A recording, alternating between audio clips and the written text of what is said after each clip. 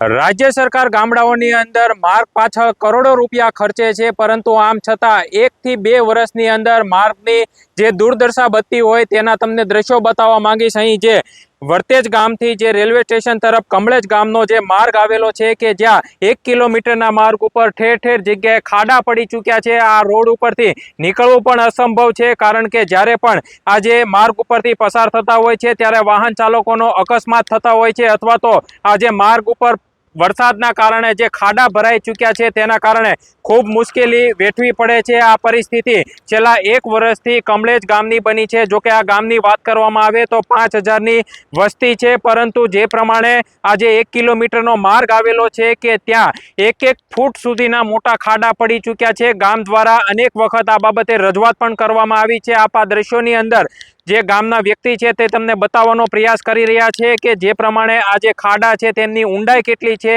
1 ફૂટથી વધારે આ જે ખાડાઓ છે તે પડી ચૂક્યા છે। ખેડૂતો છે તે આ માર્ગનો ઉપયોગ કરતા હોય છે, પરંતુ કમનસીબે છેલ્લા 1-2 વર્ષથી આ જે માર્ગ છે તે તૂટી અને ભંગાર હાલતમાં જોવા મળી રહ્યો છે। અનેક જગ્યાએ ખાડા પડી ચૂક્યા છે। જો કે આ રોડ ઉપર ડામર ગોતવો પણ મુશ્કેલ છે। જ્યારે પણ માર્ગ મકાનના જે અધિકારી છે જિલ્લા પંચાયતના, તેમની સાથે વાત કરી તો તેમને સ્પષ્ટ કહ્યું કે આ જે માર્ગ છે તે મંજૂર થઈ ચૂક્યો છે, પરંતુ હજી સુધી કામ શરૂ થઈ શક્યું નથી। એટલે કે ચોમાસું આવતાની સાથે જ આ જે કમળેજ ગામના લોકો છે તેમને ભારે મુશ્કેલી વેઠવાનો વારો આવે છે। આ દ્રશ્યોની અંદરથી જે ખાડાઓ છે તેમના દ્રશ્યો જોઈ શકો છો કે કેટલી મોટી માત્રાની અંદર આ જે માર્ગ ઉપર ખાડા પડી ચૂક્યા છે। ડામરથી વધારે ખાડા જોવા મળી રહ્યા છે। જો માર્ગ અને મકાનના મંત્રી આ માર્ગ ઉપરથી એક પણ વખત જો પસાર થાય તો જે અધિકારી છે તેમને સસ્પેન્ડ કરે તેવી પરિસ્થિતિ આ માર્ગ ઉપર જોવા મળી રહી છે, કારણ કે જે ખેડૂતો હોય છે તે 1-1.5 ફૂટના જે ખાડામાંથી પસાર થવા માટે મજબૂર બનતા હોય છે।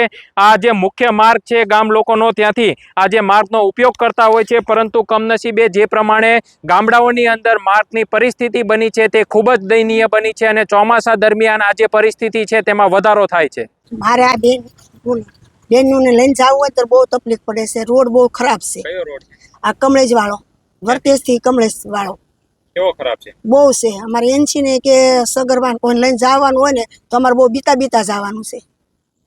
ખાડા કેટલા બધા બહુ છે ખાડા? ગાડી હાલે નહીં, હરખી હળવું જરી ચાલે।